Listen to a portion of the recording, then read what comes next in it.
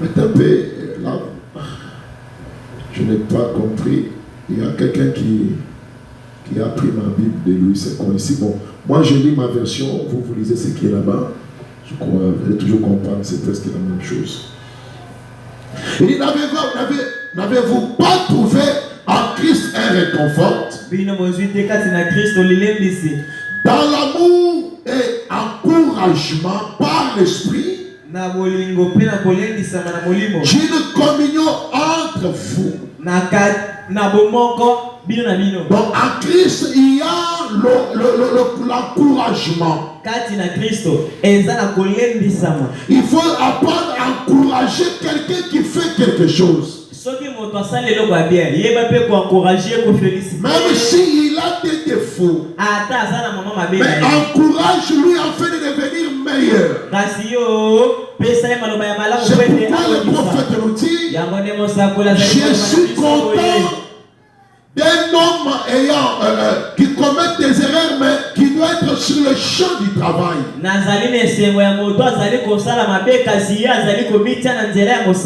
il donne le meilleur qui est en lui. Au lieu de chercher de décourager quelqu'un, cependant toi tu n'es pas placé pour y faire. Mais la Bible nous demande de nous apporter l'encouragement. Et dans une communion envers vous, n'avez-vous pas de l'affection et de la bonté les uns pour les autres? Regardez, gardez donc ma joie complète. Donc la manière de vivre des croyants, l'atmosphère qui est dans l'église,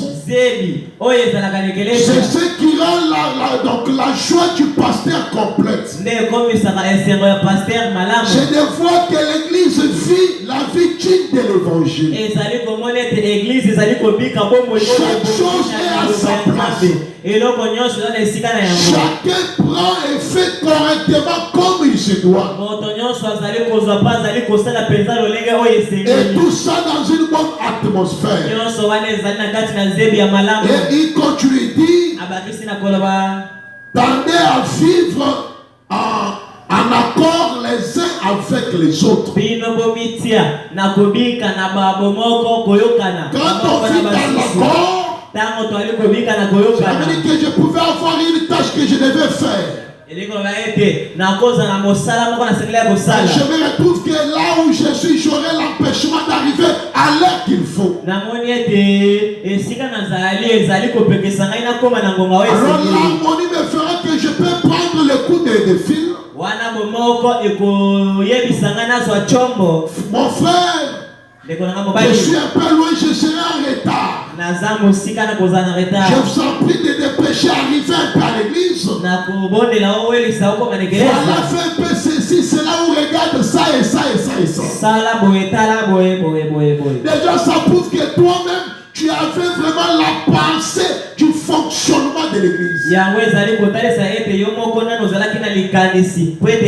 tu t'es rendu compte que tu seras un petit peu empêché. Et comme cela ne vous a pas arrangé, vous êtes désolé de cela.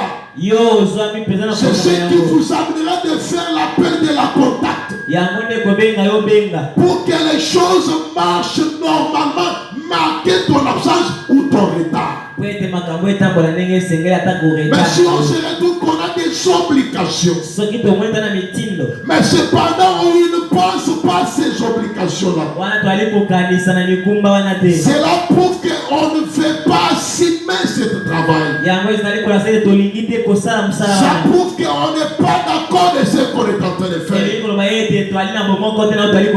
Ou soit ça serait un sabotage envers Dieu. Mais nous devons vivre dans l'accord les uns pour les autres. Parce que Dieu peut me faire grâce d'être là avant celui qui était censé de faire la chose. Je ne laisserai pas de faire parce que c'est elle qui devait le faire. L'harmonie m'amènera de me mettre en place pour faire tout, pour qu'on aille au moins une bonne emplacement ou un début, une bonne début de quitte.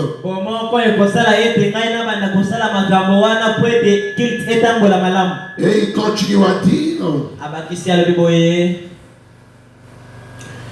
et pour cela, ayez le même amour.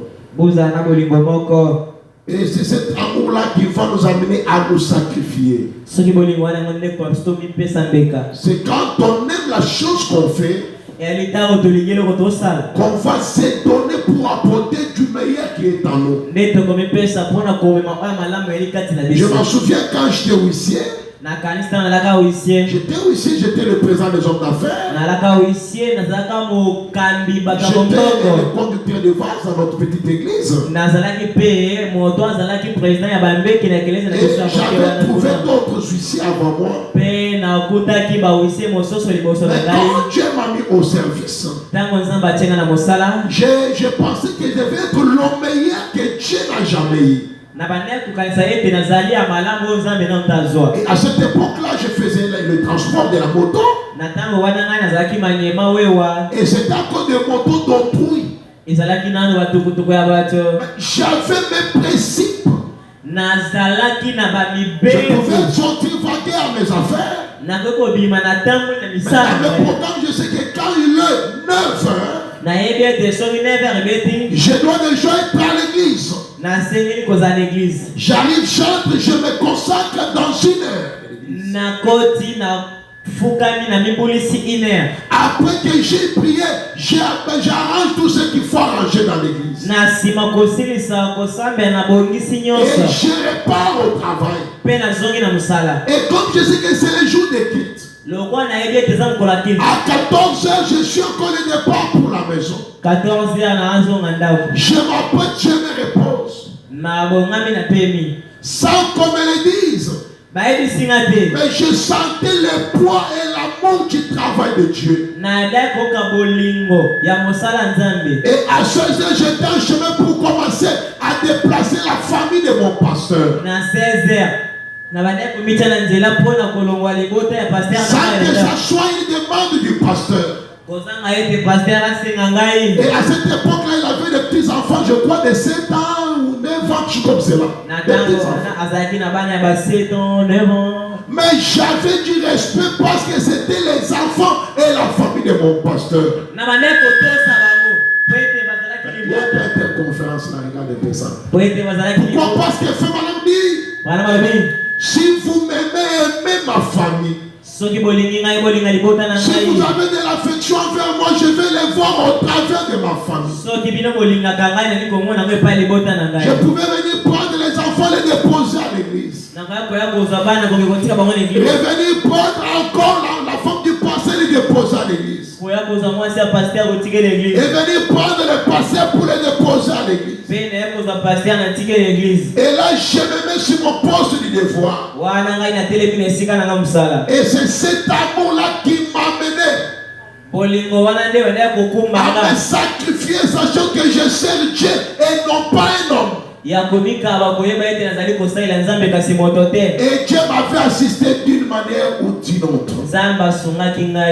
Donc quand on fait quelque chose qu'on n'a pas l'amour, il n'y aura pas de sacrifice. Même le fait d'être un croyant, je dois avoir l'amour d'être un croyant. Je suis membre de l'église.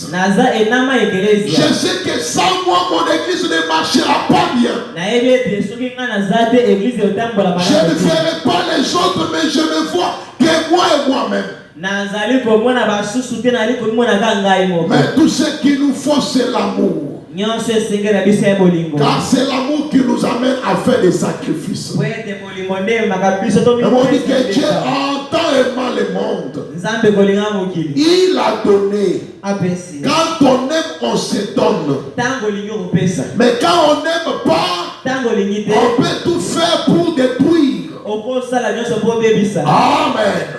Il dit le même amour, une même pensée et tantôt au même but. Parce que le but c'est de voir le royaume de Dieu réussir et progresser. Notre ennemi commun c'est l'ennemi le diable. Et tout ce que l'ennemi peut faire dans une église, c'est d'empêcher le bon avancement de l'église. C'est de déranger donc la bonne atmosphère dans l'église. C'est de nous amener à vivre pas conforme à la parole. Et quand on est dans cet état-là, lui se retrouve. Parce qu'il connaît qu'il y a les rapports que Dieu ou que l'ange fait chanter à Dieu. Il ne fait donc rien par un esprit de rivalité. Servir Dieu, ce n'est pas une compétition. Mais servir Dieu, c'est l'amour. C'est pourquoi le prophète dit dans ce revêtir des armes, des armures de Dieu, il dit si vous commencez à vous battre entre fous, le diable ira se mettra dans son siège de confort. Et il vous observera dit que je n'ai rien fait car entre eux il y a déjà des lacunes de guerre. Et lui se repose. Donc le diable est content quand il y a des problèmes entre vous. Quand il y a des esprits de dispute, il y a des esprits, je ne sais pas de quelle manière comment les qualifier. Et le diable lui est content. Et le Saint-Esprit est mécontent. Alors si nous restons dénommés à corps, c'est ainsi que le diable se mettra au travail de nous combattre. Mais comme l'union fait la force, ils ne nous auront pas parce qu'on est dans l'unité de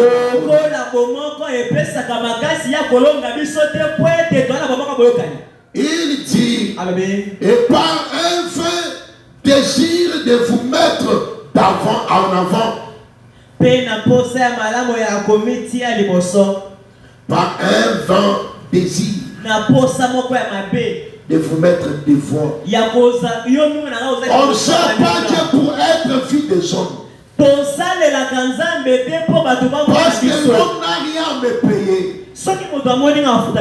L'homme n'a rien fait pour moi. Mais je dois faire tout par amour et conviction. Parce que si on fait la chose s'entendant aux applaudissements de l'homme,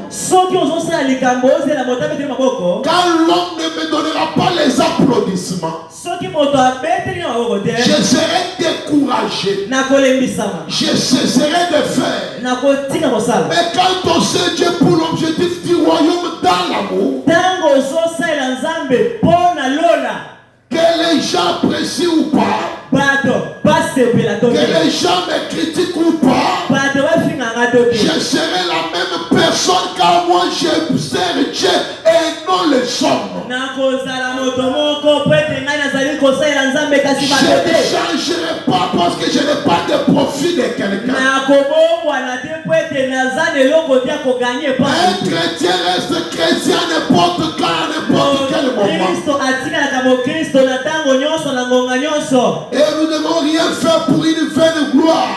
Il dit au contraire, par l'humilité, considérez les autres comme plus importants que vous-même. Je dois voir mon frère plus important que moi. Je dois voir ma soeur plus importante que moi. Donc vous comprendrez que quand on est dans ce niveau, on est loin de l'orgueil. Parce que c'est l'orgueil qui nous fait voir qu'on est très important et plus que les autres.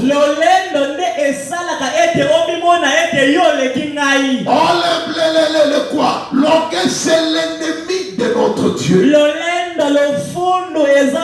C'est l'ennemi de l'élévation. Oh, vous devez saisir très bien cela, mon frère, ma soeur. C'est pourquoi Jésus qui était le plus élevé, le plus important. En venant sur la terre, il s'est fait plus petit que les disciples. Il a lavé même le pied de ses disciples et les a servis. Et il nous demande d'avoir la même vie qu'il est en Christ. Amen. Saute un peu, donne-moi 12. Il dit ceci. Mes chers amis. Ok, là-bas on dit mes bien-aimés. Mais mes chers amis, vous avez toujours été obéissantes. Faites donc fructif votre salut. Faites donc fructifier votre salut. Avec toute la crainte qui s'impose. Ça, ce sont les éloges que Paul donne aux serviteurs.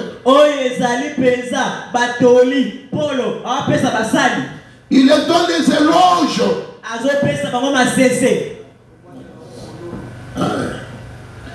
Donc, de leur obéissance.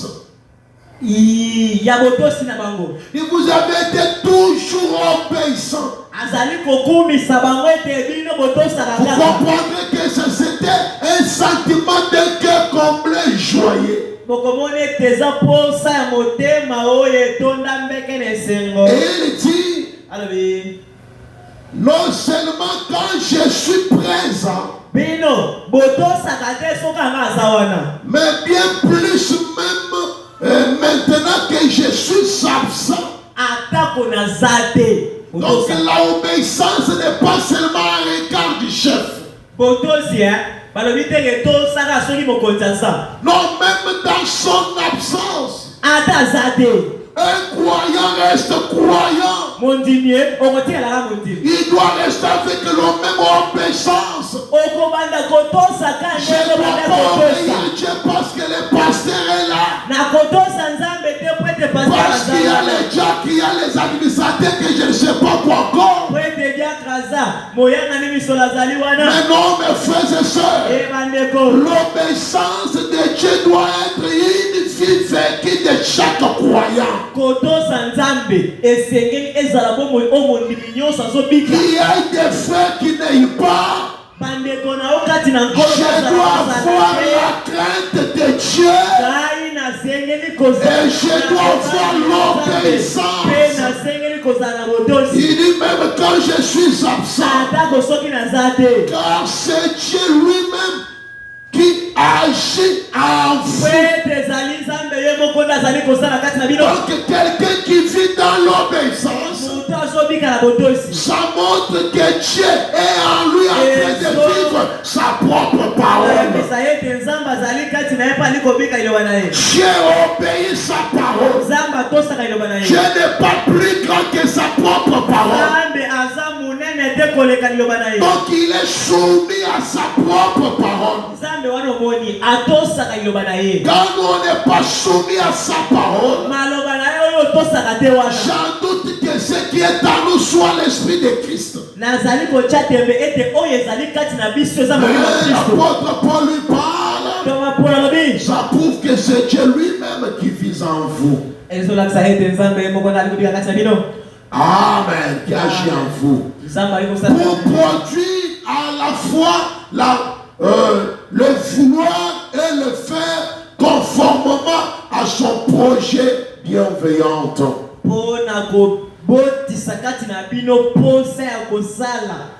Quand Dieu t'envoie, il donne le vouloir et le faire. Quand Dieu t'envoie, il va vous amener à vivre la parole, à se mettre dans une vie digne de l'évangile. Mais quand il n'est pas en vous, le diable vous donnerait du paresse. Il vous rendrait paresse. Il vous donnerait la négligence. Parce que ça, ce sont les vertus de l'ennemi, le diable. Mais Dieu lui donne le vouloir et le faire selon son bon plaisir. Il dit à 14, j'aime là-bas. 14, faites toutes choses sans murmurer ni hésitation.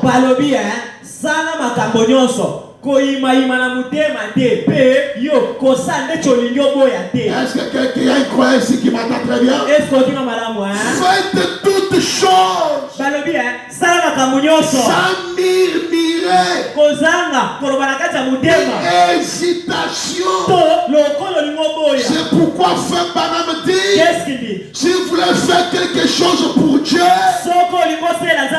faites-le correctement, soit de le faire pas. Je vais être un huissier. Je dois l'être correctement ou je ne le suis pas. Je vais être un administrateur. Je dois l'être parfaitement ou je ne le suis pas. Je suis un vase. Je dois vivre correctement ou je ne le suis pas. Je suis un croyant.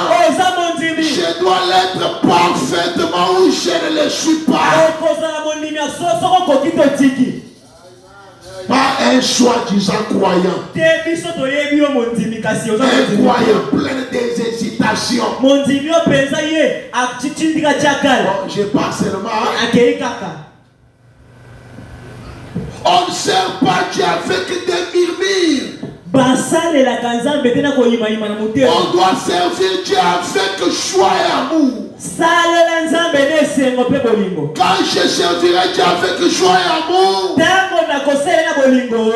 m'amènerait de ne plus compter sur quelqu'un d'autre. Je verrai que je dois tout faire pour l'honneur et la gloire de mon Dieu. Mais quand on sert Dieu avec des murmures, c'est ce qui nous amène à dire. Mais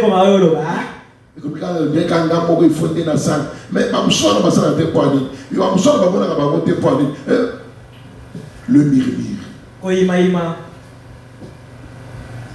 Soit j'aime, soit j'aime pas.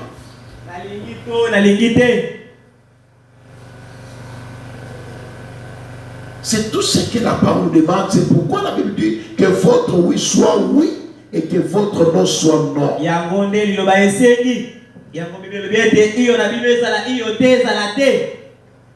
Nous devons vivre la parole. Faire le tout sans murmure ni hésitation. Dans ma version dit faites tout sans vous plaindre.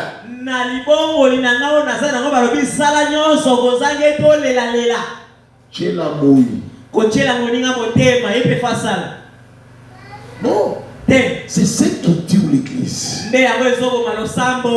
Parce que je pense que Adam a été qui gagne déjà. Mais ce qui a ça, a eu place dans yote. Nana zo sala o yotalinga. Il a zo sala yotalinga parce que le salut est individuel.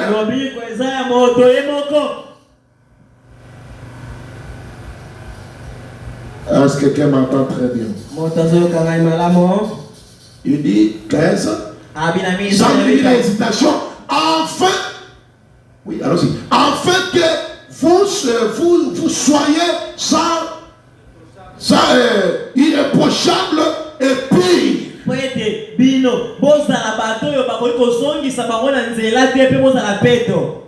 Est-ce que dans nos vies, on est irréprochable ou non? On nous reproche. Des enfants de Dieu,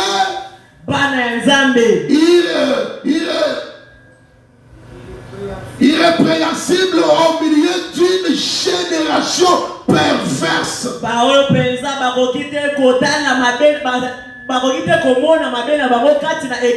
Malgré la mauvaise génération où nous vivons, nous devons prouver que Dieu a ses enfants. Il y a des gens qui cherchent Dieu honnêtement. Des croyants qui croient honnêtement leur message. Malgré la génération perverse parmi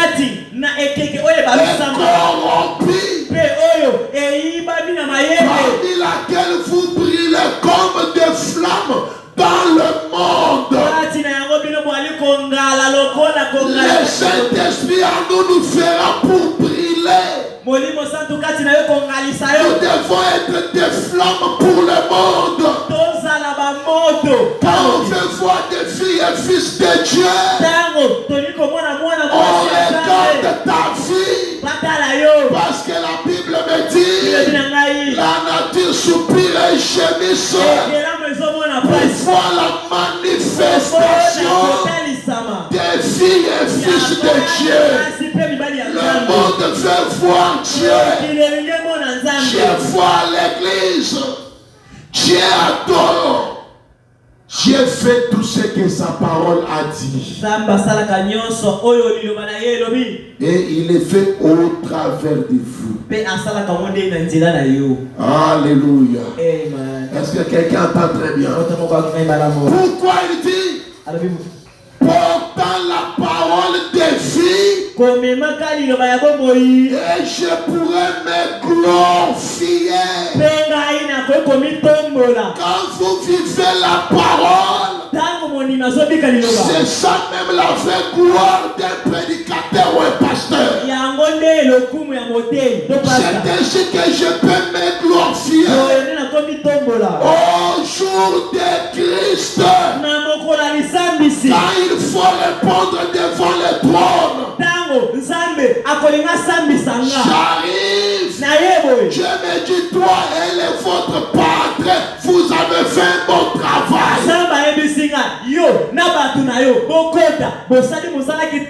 Au jour de Christ, ne avoir pas courir en vain, ni travailler en vain.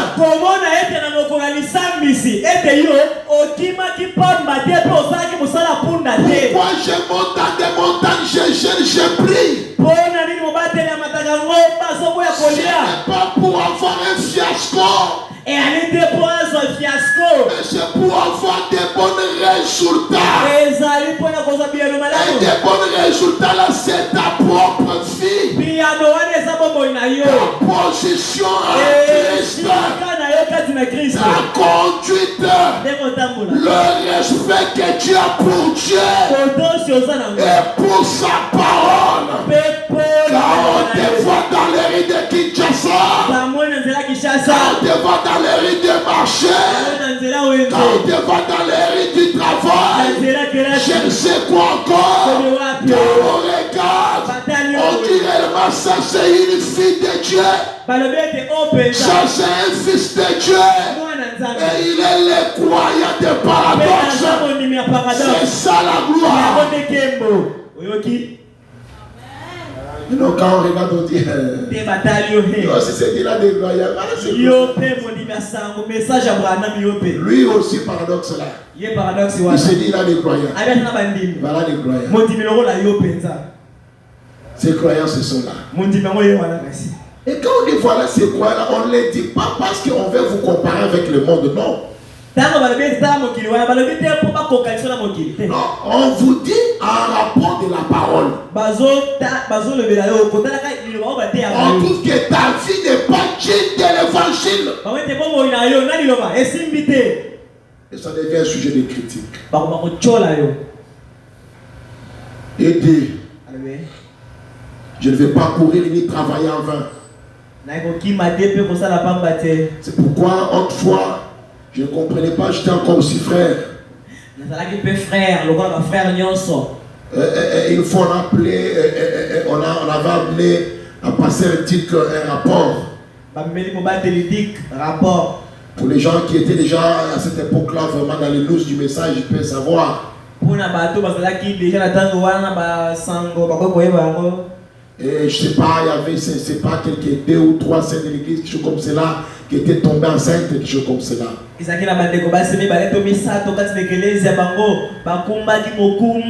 Et alors que les gens les avaient enregistrés, je ne sais pas, on l'avait filmé, tout ça. Je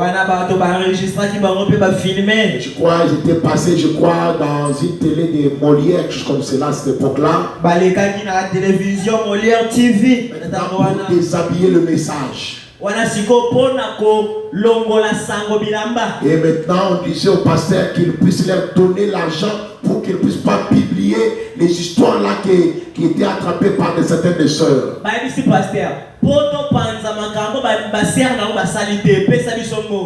Pasteur a dit, allez-y publier.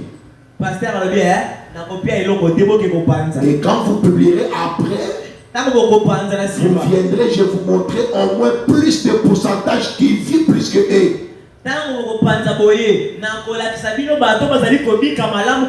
Je vous montrerai des femmes mariées à 40 ans, 30 ans étant vierges.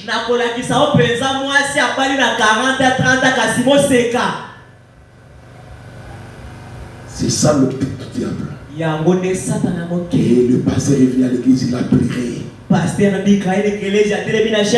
a fermé l'église 3 mois. Il a dit, la manière que je vous prêche, je m'époumonne, je fais les airs à la chair. Voilà les résultats que vous m'avez donnés. Il a dit, je vais faire d'abord que chacun prie chez lui. Vous ne savez pas ce que ça fait au mal chez un berger quand il voit ses brebis ne pas atteindre la vision et les prédications qu'il prêche.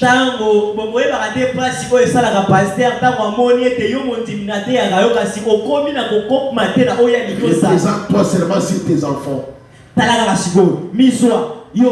Quand tu dis à ton enfant de ne plus sortir, et tu viens, tu trouves qu'il est sorti. Tu sais l'esprit qui tombe sur toi. Tu sais qu'il faut prendre les fouets, les redresser davantage pour qu'ils ne reprennent pas. Pourquoi? Parce que tu penses que tu es père ou je ne sais pas mère, tu es parent et tu as une obligation de bien l'élever. Maintenant les gens comprennent que c'est le même sentiment que sur le pasteur. On ne prêche pas, on ne connaît pas parce qu'on a je ne sais pas quoi, non. C'est cette responsabilité là que la même que toi tu sens pour tes enfants qu'un pasteur sent aussi pour le croyant.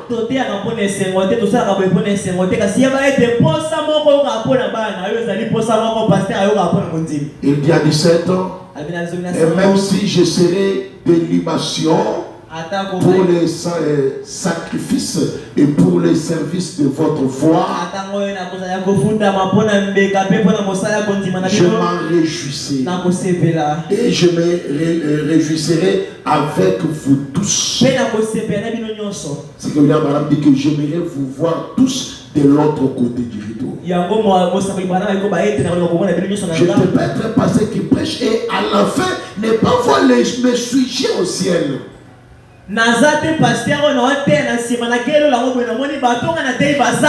Monsieur, alors à quoi ça sert que je serve? De la même manière, je ne veux pas être un pasteur qui est un tremplin.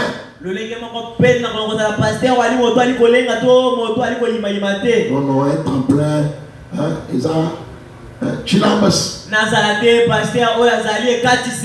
les gens traversent, ils partent après toi, pouf, tu te fondes. Donc c'est pourquoi je dois aussi vivre vivre la parole et l'évangile que j'ai prêché. Parce que ça ne serait pas aussi honnête quand même que vous êtes au ciel, mais moi je suis pris.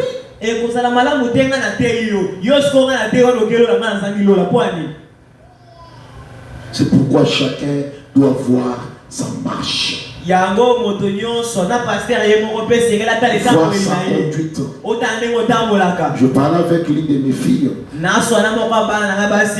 Je l'ai dit, je t'ai dit de ne pas t'habiller comme ça, mais tu ne veux pas écouter. J'ai prêché, j'ai donné des conseils. J'ai dit c'est bon. Alors désormais, moi aussi, je vais commencer un peu à mettre les cinglés. Et à un certain moment, je peux aussi prendre un verre. Oh non, papa, non, tu ne peux pas faire ça. Je ne peux pas faire, il faut que toi tu fasses.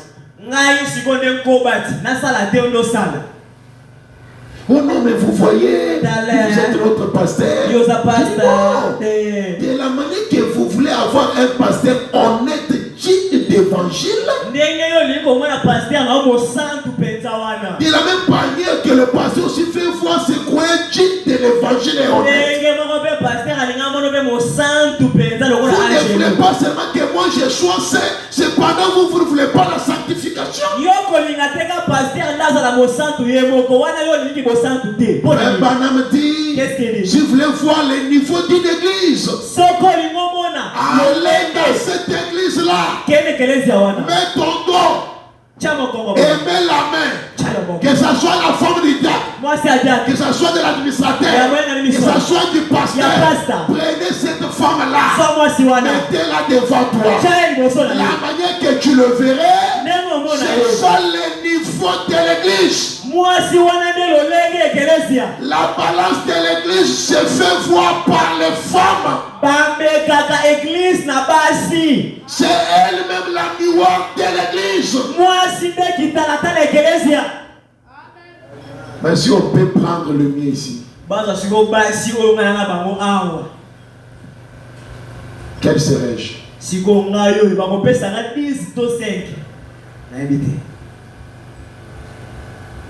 Donnez-moi un peu de proverbe.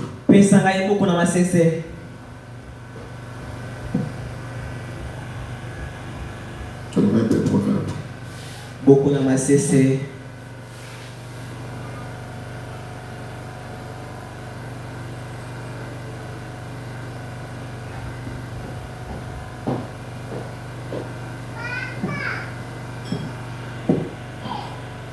Proverbe. En même temps, il nous cherche proverbe, je crois, c'est proverbe.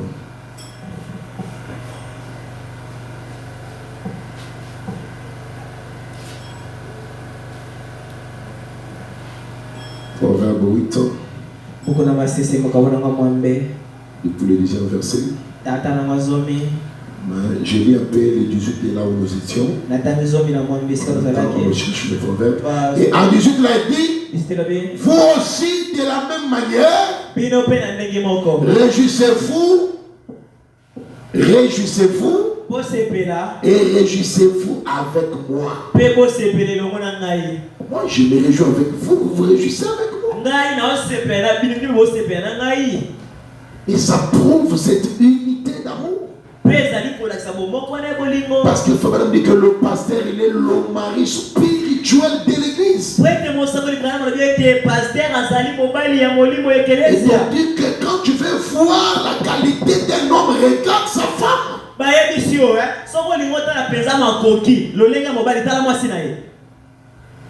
Et quand on regarde l'église,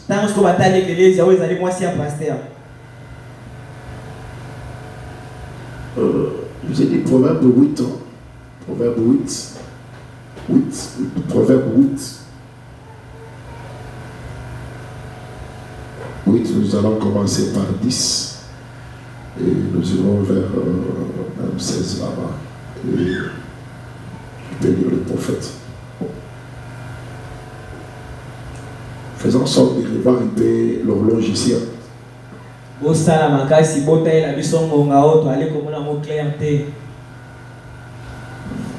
Celui que moi je sais, ça ne fonctionne pas encore. Écoutez le proverbe de ceci. préfère mes instructions à l'argent. Bino, bosepela na lolenge nazali kote atoko tangisa bino koleka mbongo.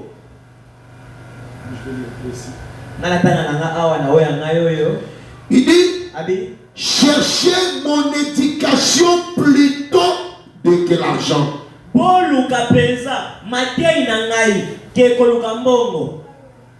Là, c'est le proverbe. Il dit, cherchez mon éducation plutôt que l'argent. Il dit, préférez mes instructions à l'argent. Et la science alors le plus précieuse.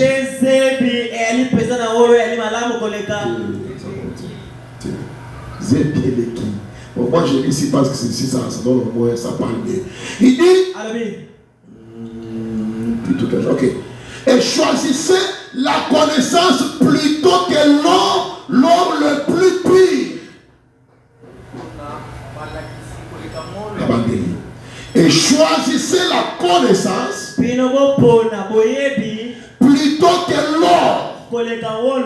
L'or pur. Donc la connaissance est plus que l'argent. L'instruction est plus que l'argent. Et la connaissance est plus que l'or pur. Il dit car la sagesse est préférable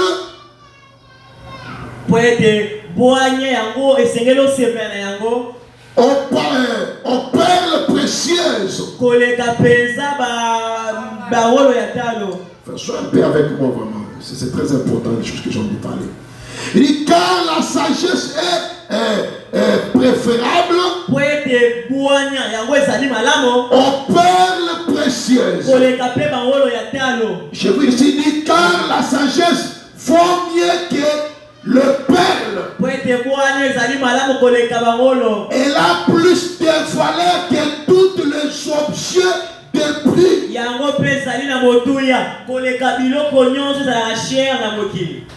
Est-ce qu'il y a maintenant très bien? Là, c'est Dieu qui nous parle. La sagesse. Être riche, ce n'est pas avoir l'argent. Mais être riche, c'est avoir la sagesse. Parce qu'un homme sage, c'est celui qui peut construire.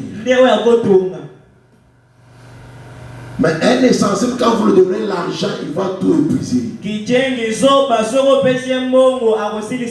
L'argent peut se valoriser, mais la sagesse garde et protège.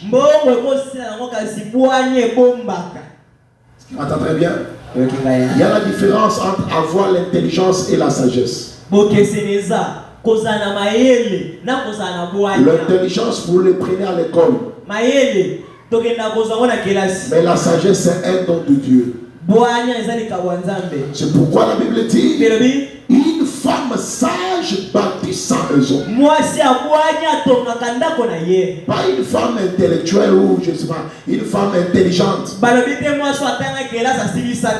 Non, ce n'est pas l'intelligence qui construit, mais c'est la sagesse qui construit. Vous voyez? Parce que la sagesse c'est un don. Et vous comprendrez combien. Vous comprenez que déjà la sagesse et cette connaissance-là est tellement plus que toutes les choses précieuses. Il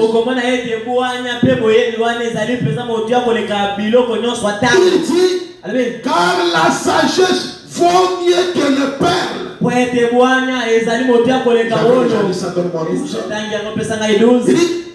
moi la sagesse. Vous comprenez bien? Et qui parle? C'est Dieu. Il dit moi la sagesse. Ça veut dire que donne-moi la sagesse de Salomon. Salomon était un homme sage. Et sa sagesse a bouleversé la nation et le monde jusqu'à aujourd'hui. Moi, la sagesse, j'ai pour demain le discernement. La sagesse, sa demeure, sa maison, ce n'est pas les réflexions, non, mais sa demeure, c'est le discernement. Discerner les choses meilleures. Discerner quelle est la pensée de Dieu. Est-ce que tu peux me faire une fenêtre là-bas, me donner un Corinthien? C'est une manière d'être un peu rapide. Oh là là. Est-ce que ça bénit quelqu'un ici? Donc je crois que ça va être... comment ça me vient de me tomber? Je dois faire des choses. Ça doit être Romains 12. Je ne pense pas que ça doit être Corinthiens.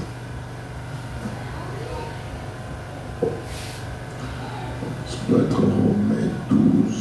Est-ce que... Romains 12. Romains 12. Le premier verset. Moi, la sagesse, ma demeure, c'est le discernement. Regardez Romains 12, 1 dit ceci. Je vous exhorte donc, frères, par les compassions de Dieu, à offrir vos corps comme un culte, comme un sacrifice vivant, saint, agréable à Dieu, ce qui fera de votre part un culte raisonnable. Et il dit, ne vous conformez pas au siècle présent, mais soyez transformés par le renouvellement de l'intelligence.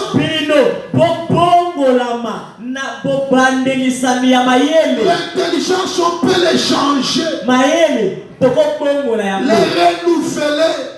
Il dit, afin que vous discernez quelle est la volonté de Dieu. Moi, la sagesse, ma demeure, c'est le discernement. Et le discernement nous amène à savoir quelle est la volonté de Dieu pour moi. Quelle est la volonté de Dieu? Ce qui est bon et agréable et parfait. Le discernement nous rapproche quelque part. Revenons un peu d'abord dans Proverbe. Le travail de discernement, c'est pour savoir quelle est la volonté de Dieu. Que dois-je faire? Qui suis-je? Je viens d'où? Je suis où? Je vais où? C'est un homme qui a le discernement qui a ce talent. Vous allez comprendre ce que le discernement produit. Regardez, il dit, non, pas Romain, le proverbe.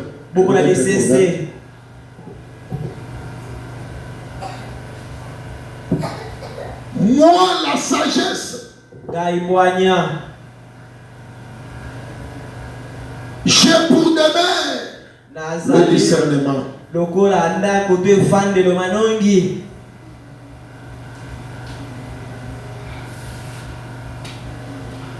Il dit, c'est Proverbe 8.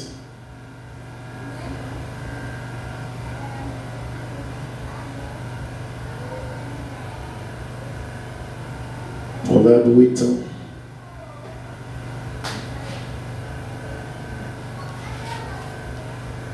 Mais ici dans ma version, il donne un autre aspect. Il dit, moi je suis la sagesse. J'habite à côté de la réflexion. Le discernement. Quand je réfléchis à mes voix, réfléchissons à nos voix. Et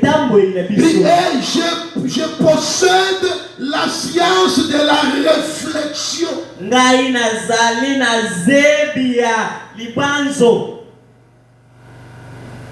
Je demeure dans le discernement.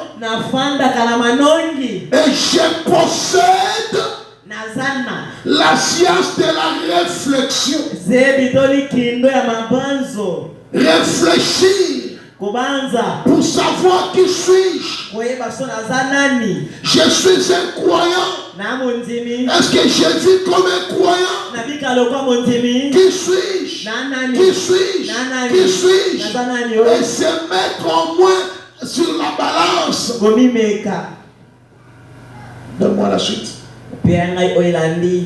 Il dit la crainte de l'Éternel.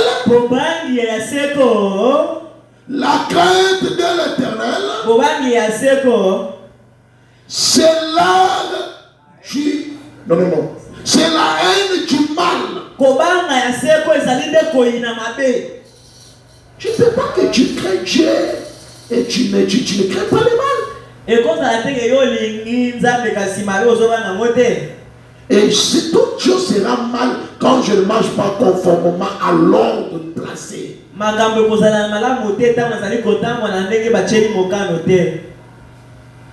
Si on dit voler n'est pas bon, c'est parce qu'il y a l'ordre qui dit de ne plus voler. Donc quand je vole, je fais du mal. Il dit c'est la haine du mal, l'arrogance et l'orgueil. L'arrogance et l'orgueil, la foi du mal. Quand on est arrogant et plein d'orgueil, on est dans la foi du mal. L'orgueil précède la chute. Mais il venait de nous dire en Philippiens que je vois ton frère plus important que toi-même. Tel qu'il peut y vivre ainsi, uniquement les gens qui sont pleins d'humilité. C'est pourquoi frère madame dit l'agneau ne revendique pas ses droits. Mais l'agneau perd ses droits. Quand l'agneau de Dieu est en toi, le Saint-Esprit, ça ne t'amènera pas chercher des raisons. Non, moi j'avais raison. Donc vous voyez, et quand le Saint-Esprit est en vous, ça vous amène à perdre tes propres droits. Et te réconcilier avec ton frère et ta soeur. Et la bouche perverse, voilà ce que j'ai haï. La bouche perverse qui parle que des mensonges. Il dit les conseils et les succès m'appartiennent. Je suis l'intelligence. La force est à moi. Quand on est sage, quand on est humble, le succès m'appartient. La force m'appartient. Pourquoi? Parce qu'à moi je possède la science de toutes les sciences. Est-ce que quelqu'un entend très bien?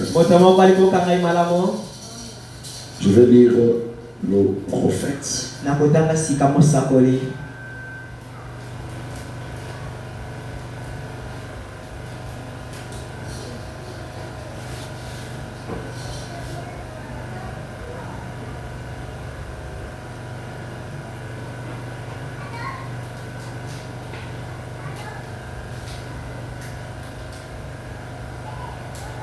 Je vais lire le prophète.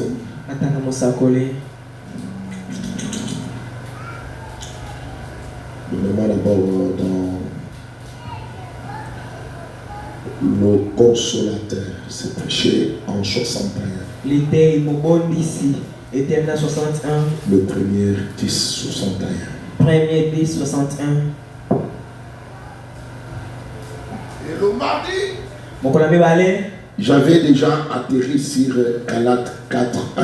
Et si na comment qui na Galates 4.1 tout na ça qui wana. Là où il nous disait, or aussi longtemps que l'héritier est enfant.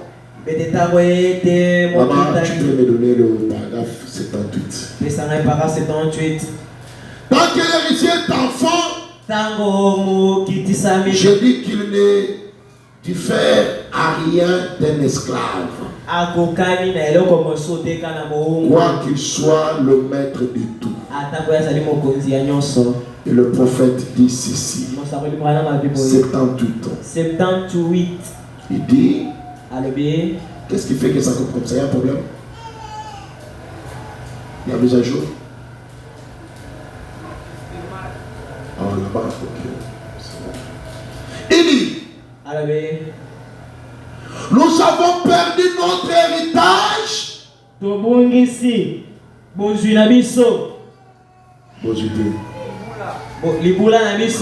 Nous avons perdu notre héritage.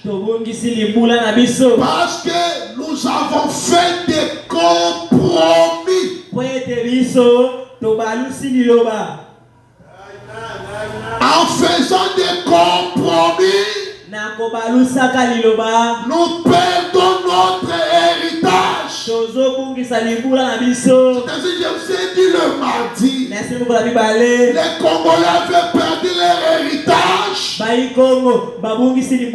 que nos politiciens avaient fait des compromis. Ils ont vendu les droits de naissance pour leur intérêt privé personnel. Même dans le plan de Dieu, quand on fait des compromis, ça n'est fini. Il dit, et quand nous compromettons, nous ne pouvons alors pas nous attendre à ce que Dieu tienne sa promesse envers nous. Ma vie n'est pas quitte de l'évangile, mais je veux que Dieu accomplisse ses promesses sur moi. Famille, que Dieu ne doit pas le faire. Il ne doit pas te flatter. Il est le créateur, tu vas te flatter pour trouver moi. Il dit, car nous avons failli à la responsabilité sacrée.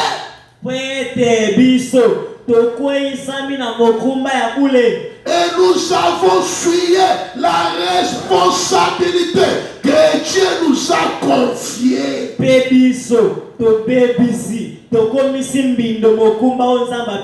Nous avons fuyé la responsabilité.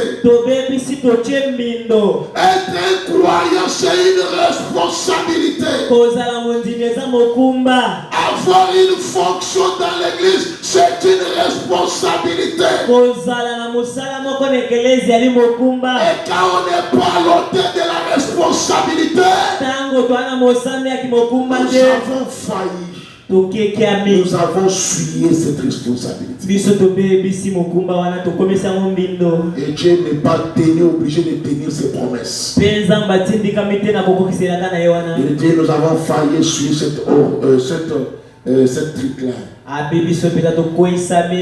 Il dit, gardons cette responsabilité.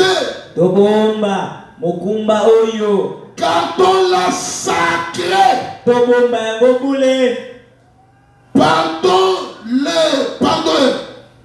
Gardons-la sainte. Gardons-la en chaque parole. Et ne faites pas du tout des compromis. Ne faites pas du tout des compromis. Prenez Dieu au mort et voyez sa parole. Agissez selon sa parole. Tenez-vous en elle. Ne bougez pas. C'est ce que nous devons faire. C'est ce que Dieu cherche. Dieu cherche nous voir vivre sa parole.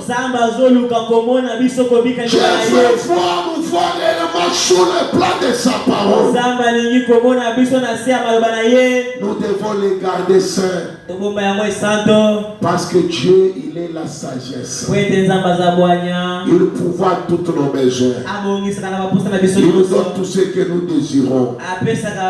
Et pour clôturer aujourd'hui, je pas écouter-les. Écoutez-les se prêcher 10 juin 56. 56 soirs. 56 n'a pourquoi. 11 juin, verset 2. 11 juin 56 soirs. N'a pourquoi.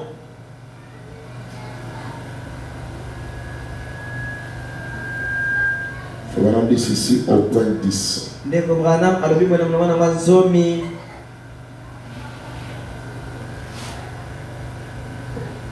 Au point 10, le prophète dit.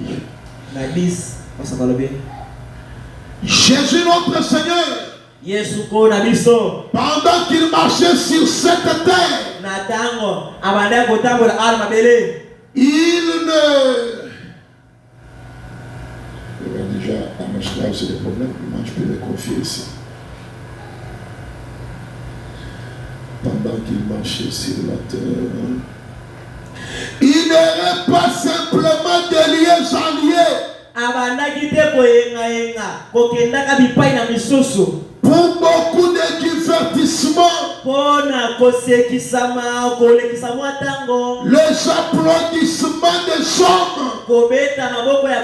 Oh, Jésus ne faisait pas ça. Il dit les applaudissements des audiences et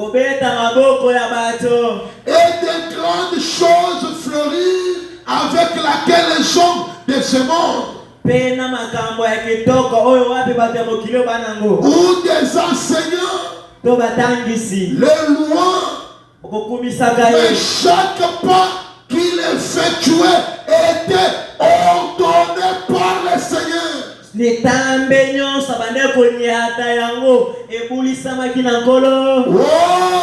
Oh, j'aime vraiment ça. Quand même à l'âge de 12 ans, il a dit, ne savez-vous pas que je dois m'occuper des affaires de mon père? À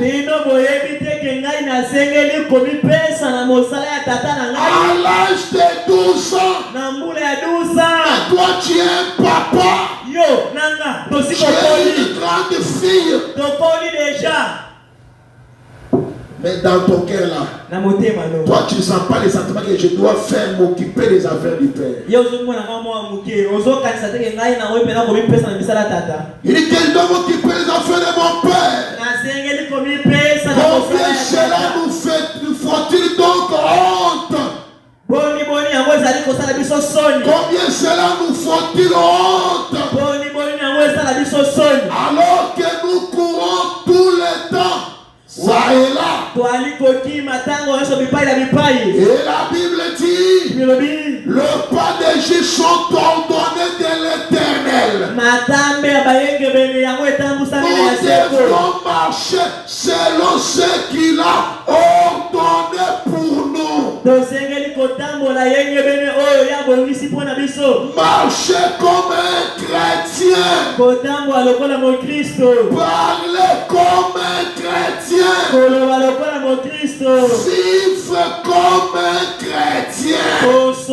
Parler comme un chrétien. Marcher comme un chrétien. Vivre comme un chrétien. Est-ce que votre vie est-elle digne de l'évangile? Est-ce que ta conduite est-il l'ordre de Dieu? Comment nous nous conduisons? Comment nous nous comportons envers la responsabilité de Dieu, envers la maison de Dieu et envers les tâches qui nous ont attachés? Oh mes frères et sœurs, nous avons toujours chanté vivre comme Jésus. Dans toute ma vie, je vais vivre comme Jésus. Est-ce que telle est ta vie? On doit se tenir debout. Est-ce que tu parles comme un chrétien? Est-ce que nous marchons comme des chrétiens? Est-ce que nous parlons comme des chrétiens? Est-ce que nous faisons des choses comme des chrétiens? Est-ce que tu viens à l'église comme un chrétien? Est-ce qu'au travail tu parles comme un chrétien? Des fois tu as même honte de conseiller ta religion. Parce que tu trouves que ta vie n'est pas digne de l'évangile que tu professes. Tu ne veux pas qu'à l'école, au marché, je ne sais pas, au quartier. Qu'on sache que tu es une sœur. Qu'on sache que tu es un frère croyant qui ne sache des frères. Parce que tu penses que ta vie n'est pas correcte avec le message. Vous avez transféré une vidéo de croyants de Kimbangu. Vous voyez que même si on les pose des questions, ils sont tout autant bouleversés dans leur tête, mais ils se défendent et défendent sa position. Il n'a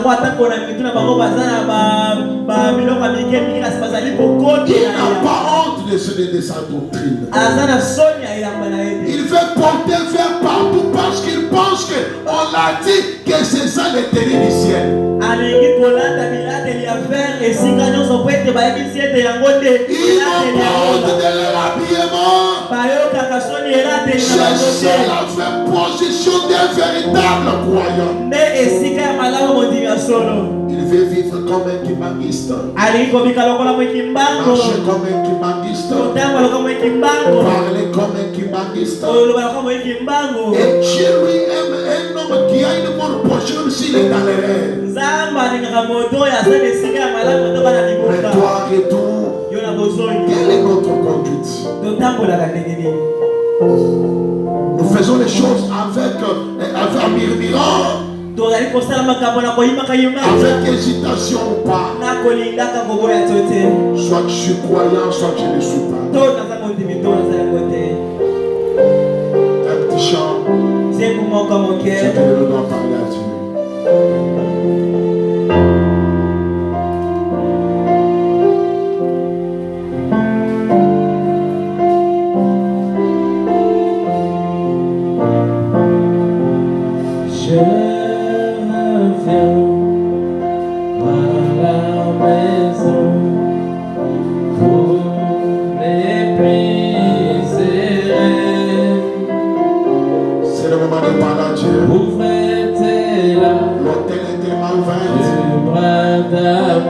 Entre dans la méditation. C'est toi qui connais tes voies et tes chemins. Parle à Dieu. cette chanson soit réellement ta prière. Il ne faut pas perdre ton héritage. Tu vas décomposer. Vous faites là, je